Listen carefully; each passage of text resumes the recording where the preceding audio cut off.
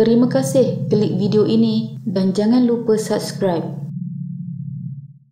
Kes kali ini kita ke Sabah pada tanggal 6 Jun 1976 di Sembulan, Kota Kinabalu apabila penduduk di sekitarnya dikejutkan dengan satu bunyi dentuman yang kuat. Dentuman pada pukul 3.50 petang itu adalah bunyi letupan dari sebuah kapal terbang yang terhempas. Kapal terbang yang dikatakan berlepas dari labuan itu telah jatuh dan terhempas di daerah Sembulan ketika menghampiri lapangan terbang antarabangsa Kota Kinabalu kira-kira 2 km dari lokasi kejadian. Sejurus pesawat tersebut menjunam di kawasan air Cetek. Lokasi berkenaan menjadi tumpuan orang ramai kerana ketika terhempas ia dikatakan menggegarkan kawasan itu, membuatkan penduduk di situ berasa hairan dan tertanya-tanya apa yang telah terjadi. Malapetaka yang dahsyat tersebut kemudiannya dikenali sebagai peristiwa Double Six sempena tarikh kejadian itu iaitu 6 Jun 1976. Kemalangan Double Six atau lebih dikenali sebagai tragedi Double Six adalah merupakan nahas kapal terbang yang telah berlaku di Kota Kinabalu, Sabah. Kapal terbang yang telah dikendalikan oleh Sabah Air itu telah bertolak daripada Labuan ke Kota Kinabalu dan telah terhempas apabila mereka melalui daerah Sembulan. Kebanyakan rakyat Sabah pasti akan teringat akan tragedi dahsyat ini kerana ianya mengorbankan hampir keseluruhan anggota Kabinet Negeri Sabah termasuk Ketua Menteri Negeri Sabah ketika itu iaitu Tun Fuad Stephens, Menteri Datuk Saleh Sulong, Datuk Peter Mojuntin, Chong Tien Boon dan Penolong Menteri Darius Binion. Turut terkorban di dalam nahas tersebut ialah Setiausaha Kementerian Keuangan Sabah Datuk Wahid Peter Andau, Pengarah Unit Perancang Ekonomi Sabah Dr. Syed Hussein Wafa, Ishak Atan, Setiausaha Sulit kepada Tengku Razali Hamzah, Korporal Syed Muhammad, Pengawal Peribadi kepada Tun Fuad Stephens dan anak sulung Tun Fuad, Johari Stephens. Rombongan ini dalam perjalanan ke Kota Kinabalu untuk menandatangani perjanjian 10% hasil minyak akan diberikan kepada Kerajaan Sabah dan Sarawak yang diadakan di Istana Negeri Sabah. Sebelum menaiki pesawat tersebut, Tun Fuad ada menyatakan bahawa jumlah 10% adalah terlalu kecil dan ada yang mengatakan berkemungkinan Tun Fuad tidak bersetuju dengan jumlah tersebut. Namun hasrat Tun Fuad untuk berbincang bagi mendapatkan hasil yang lebih tinggi kepada Sabah tidak kesampaian apabila beliau maut di dalam nahas tersebut. Allahyarham Tun Fuad ketika itu menjadi Ketua Menteri Sabah buat kali kedua selepas pilihan raya umum pada 1976 apabila Parti Bersatu Rakyat Jelata Sabah berjaya. Diterajui beliau berjaya membentuk kerajaan menggantikan Pertubuhan Kebangsaan Sabah Bersatu USNO. Tun Fuad yang juga mantan Presiden Pertubuhan Bersatu Pasak Momogun Kadazan UBKO maut dalam tragedi itu selepas 44 hari pelantikannya. Ada penumpang yang dikatakan terselamat kerana tidak jadi untuk terbang bersama rombongan tersebut iaitu Yang Mulia Tengku Razali Hamzah atau lebih dikenali sebagai Kuli, Menteri Keuangan Persekutuan dan Pengerusi Petronas ketika itu.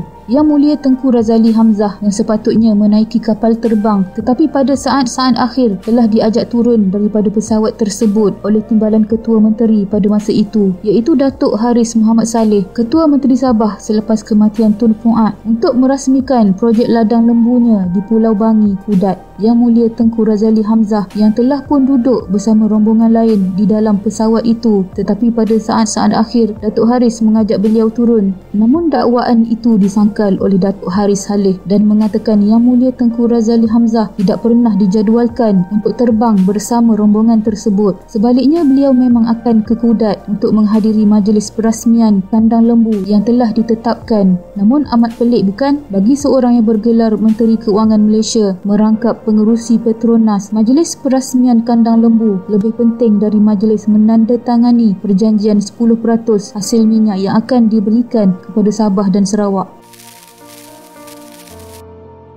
Punca di sebalik kemalangan tersebut masih belum diketahui sehingga hari ini. Namun sejurus selepas kemalangan tersebut, terdapat dakwaan perbuatan khianat kerana keadaan politik yang tidak menentu pada ketika itu. Pihak kerajaan Australia telah menghantar 4 pasukan penyiasat bagi membantu mencari punca kemalangan tersebut berlaku. Selain itu, terdapat juga spekulasi yang menganggap kegagalan teknikal dan lebihan muatan merupakan faktor utama yang menyebabkan kemalangan tersebut berlaku, tetapi punca sebenar bagi kemalangan tersebut masih belum diketahui sehingga sekarang dan laporan asal mengenai kejadian itu masih diklasifikasikan. Berdasarkan laporan, pesawat itu tidak menghadapi sebarang masalah teknikal dan cuaca pada hari tersebut sangat baik sewaktu pesawat berlepas dari Pulau Labuan. Begitu juga dengan keadaan cuaca di Kota Kinabalu. Namun punca kemalangan kemudian dipercayai akibat kerana pesawat GAF Nomad buatan Australia itu membawa terlebih muatan. Sepatutnya 6 penumpang sahaja tetapi dinaiki 11 orang. Juru terbang gagal menaikkan sayap pesawat untuk diselaraskan dengan tekanan minyak dan akhirnya menyebabkan kemalangan. Sejak itu, kerajaan tidak menggalakkan VIP menaiki pesawat sama pada waktu serentak, terutama membabitkan jumlah yang ramai. Terdapat misteri berkenaan nahas dahsyat ini yang menjadi tanda tanya, terutamanya kenapa golongan-golongan VIP ini sanggup bersesak di dalam satu pesawat kecil sehinggakan menjadi sebab pesawat tersebut terhempas. Ada gesaan dari Presiden Parti Maju Sabah SAPP, Datuk Yong Teck Lee, menggesa kerajaan supaya membuka fail nahas pesawat Nomad 6 Jun 1976 itu untuk siasatan terperinci dan kajian berterusan punca nahas pesawat tersebut.